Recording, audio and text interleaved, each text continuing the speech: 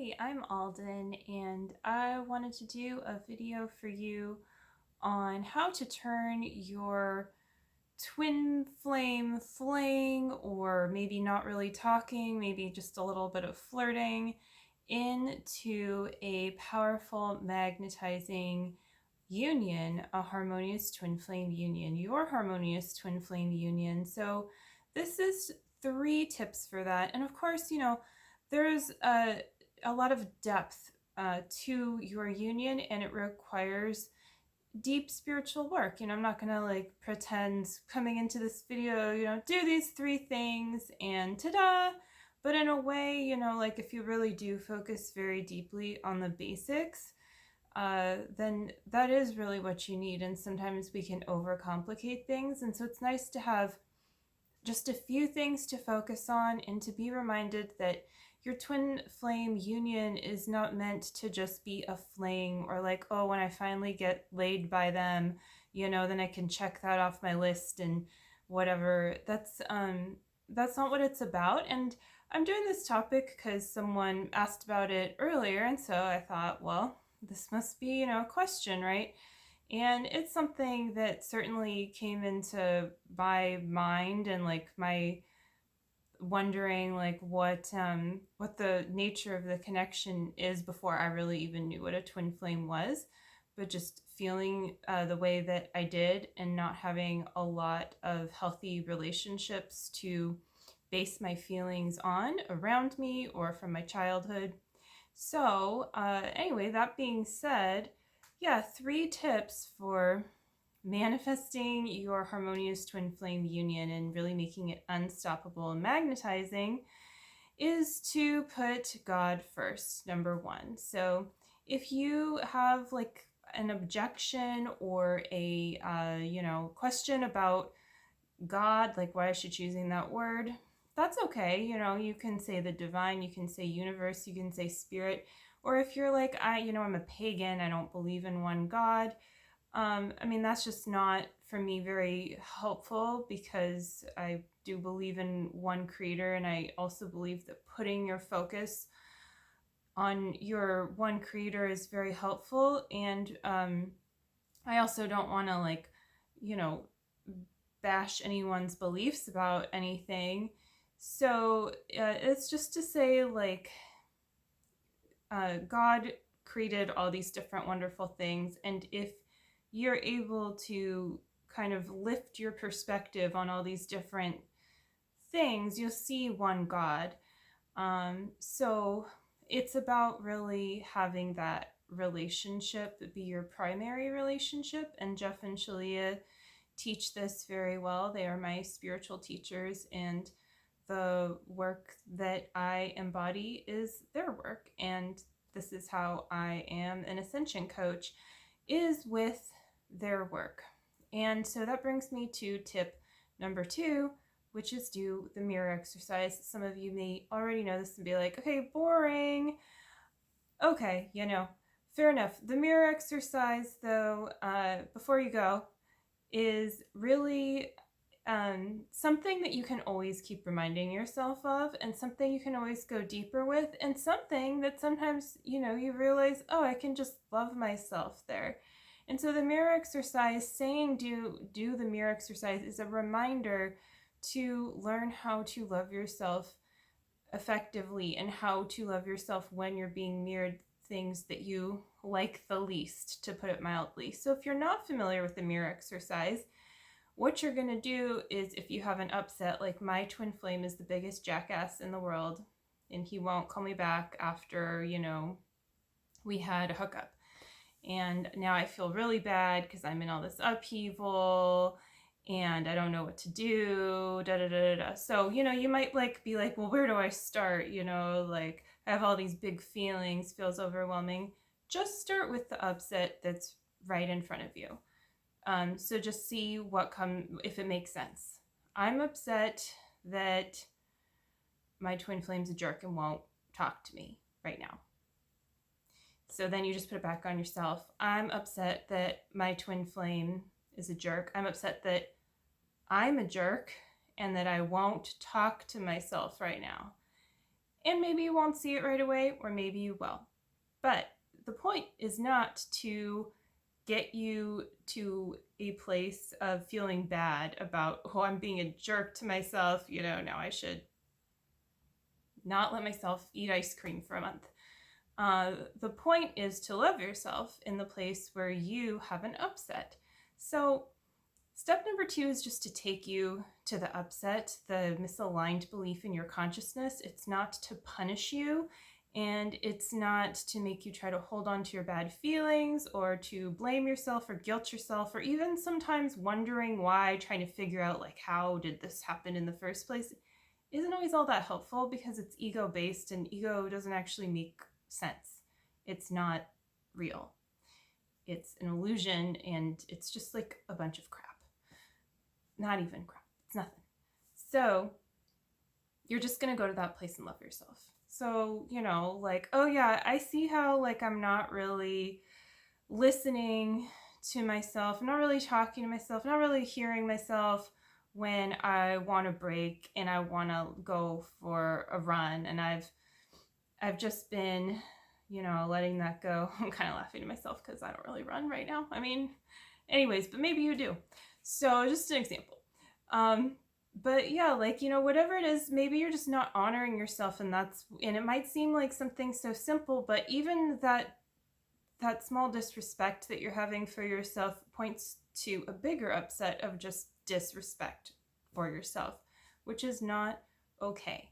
It is not perfection. But at the same time, it is okay to make mistakes, and it is okay to just be where you're at and to heal and just have compassion. So with that being said, instead of going for the run right away, which maybe you'll want to do afterwards because you're like, yeah, that's right, I'm going to honor myself here, I'm going to go for the run. You're actually going to love yourself there. See what you need. Ask that part of yourself that feels, hurt, that you're not listening to this part of your needs. What do you need to feel loved? And so then they're going to respond. And that's you that needs that. I need support. I just need to be heard. I just need a hug. I need love. So you're just going to give yourself love. You can, if you're more like, what's the word, kinesthetic person, learner, maybe you're more like wanting to give yourself a hug.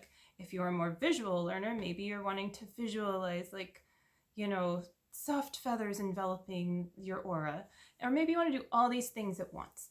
So whatever works for you, but it's the feeling of peace that you should start to feel as you do this, and you'll know that you're ready to bring this part of you all the way back into your heart space when you ask, there's no more need from this part of yourself. This part of you feels complete. This part of you feels like you're giving that part of you a hug. There's no resistance. And sometimes you can also release resistance in this process too, to the love that you're giving to yourself and receiving in return. And this love is not originating from you. It's originating again from the divine, going back to tip number 1. So you don't have to worry. You're not loving yourself from a limited source, but from a limitless source. So you just get to love yourself, and then you let that part of you melt all the way back into your heart space. It's very important to complete this step completely so that you are reintegrating this part of yourself into the whole, and you're like bringing this part of you back to heaven. And guess what? That is also a part of your twin flame, because you and your twin flame are one. Sounds kind of weird to say apart, but like it's just that this is a part of your one consciousness that was in separation. And since you are one at the core, and so when you heal into that place of oneness, this is like giving to your piggy bank of oneness, and you fill it up at the core, like, okay, there's a real foundation here now. And then that's basically it. And you just get to surrender into how your harmonious union looks and feels and what unfolds. For some people, it's like you think someone's your twin flame and it's your false twin flame. But you can really feel into that for yourself, because sometimes, like, I think people aren't really fully feeling their feelings there, and that's okay. That's part of the process too, is learning how to feel your feelings. And that's just one example, because there's a lot of different ways you can come into harmonious union. It's kind of like there's no wrong way to eat a Reese's. Well, there's no wrong way to like attract your twin flame from doing the inner work, but you don't want to actually try to get something on the outside. So you're that doesn't mean you never talk to them, right? But it just means, like with anything else, just like when you're trying to control and get anything on the outside, like I'm going to make a lot of money. Well, you might end up with a lot of money, but you might end up being miserable still. Whereas if you do the inner work and you build your life purpose in a way that feels very divine, you're going to be very happy and fulfilled, and the money that you receive is going to feel much better. So it's all one thing. It's all, your reality is going to just show you how you're feeling on the inside, but don't feel bad if your reality isn't reflecting exactly what you desire, because it might actually be pointing you to what you desire by showing you some contrast too. And so, God, that's also your relationship with God. God knows how to love you so that you can blossom the way that you are meant to blossom. Now, everyone's blossom of harmonious union with their twin flame is going to be unique and require its own like measurements of everything to be just right. But at the same time, there's the basic ingredients that we all need, and that's where these tips come into play, and the inner work, the basics again. So you can trust the basics. You can trust that this is for you too, and that you're not the one, twin flame couple it'll never work out for because what happened was too heartbreaking, or you can't deal with the fact that, you just, whatever happened with the fling or whatever you want to have happen, you don't want it, you have relationship issues yourself, all these things. So that brings me to tip number 3, which is to commit to your journey. Just commit. You can commit one step at a time, and think about what the word commit means to you. Commitment includes responsibility, for instance, and commitment it's an organic consciousness that you're embodying.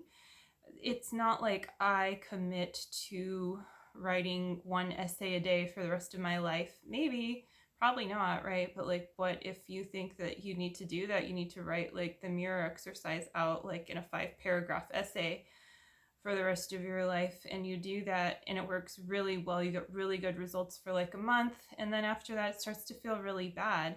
That's not a real commitment. The commitment is you do it, you commit to the underlying thing, which is God, which is the divine, your relationship with God and the twin flame path. And so maybe that does include writing out 5-paragraph essays of the mirror exercise for like however long, and then maybe you let that go, and maybe you do it again. But you commit to the journey, and that also means committing to the spiritual practice. And what I invite you into is to commit to Jeff and Shalia's work, but you have to see for yourself, right? So that's why I invite you to check it out. And there's links below for that too, including for the mirror exercise in the book, Twin Flames, Finding Your Ultimate Lover. I have it over there, so I'm just like looking at it, but there's some oracle cards on top, so I'm just going to leave it. So yeah, that's gonna conclude it for the 3 tips. So please do remember that, you don't need to worry. This can work out for you. You can have a life that you really love with your twin flame, but also you can enjoy yourself along the way as you're healing. So you also have to be willing to transcend societal standards. And that doesn't mean society is bad or wrong, or that you need to be like anti-society. So I guess that's a term, right? But it does mean that there might be like family pressure, friend pressure, societal pressure to act, to be a certain way, to have certain things. And, that does include like oftentimes like marriage at a certain age, or choosing the spinster kind of thing. There's also like these weird kind of alternative social standards, if you will, that I've seen and experienced myself somewhat. And that's also not what you really want. And so you can go that path, but you'll end up where everyone else ends up, which is kind of settling for something mediocre, whatever that is. Or you can choose to ascend, and ascending doesn't need to mean that you leave the earth. That's not this teaching. It's that you get to be with your twin flame, do your spiritual work, feel better and better, and cultivate more peace, and ultimately purify your consciousness so that you are living as one with God, but you're also not needing to get rid of your desires, like the earthly desires. You get to eat what you want to. I mean, I don't recommend eating like Skittles 5 times a day, but you get what I mean. So like it's not about like overindulgence, an overindulgent lifestyle, but it's also not about like a ascetic lifestyle, not to be confused with aesthetics. So it's really about balance, peace, and joy, and following your bliss. And it's safe to do that with your twin flame and let that naturally unfold as you follow these 3 tips and all of the other juicy information that is waiting for you. And if you would like to work with me on your twin flame union and coming together, and or your life purpose, maybe you're like, I'm not so sure about that right now, but I really want to focus on my life purpose, or anything related to either of those things, definitely get in touch with me. And I also do readings, and so yeah, I'm here for you, and I understand, you don't need to do this alone, and you are worth the commitment and investment that is required. And you're created in perfection, so like you don't need to worry. You're not, again, like you're not some kind of weird outlier that it'll never work out for, I promise. But you also have to heal that belief, and that's why we all need help with clearing these misaligned beliefs. And so yeah, that's gonna do it. I hope you enjoyed this video. You can subscribe to my channel if you're not, and hit the like button. And if you want to comment with any future videos you'd like to see, or any thoughts or questions, go for it. Hope you have a wonderful day. Take care. Bye.